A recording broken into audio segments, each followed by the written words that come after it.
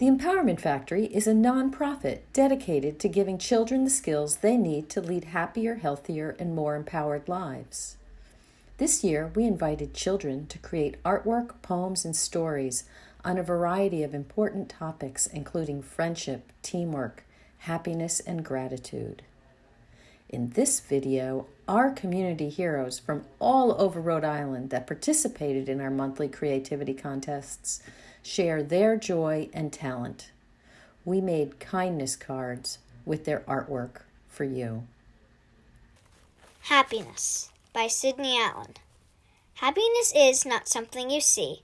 Happiness is something like glee. Happiness is the bird in the sky. Happiness is the reason why. Happiness is loyal to you. Happiness is heartwarming and true. Happiness is the morning sun. Happiness is number one. Happiness is something you feel inside. Happiness is the way to get by.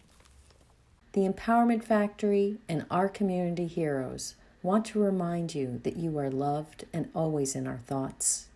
We are pleased to be part of a community that cares.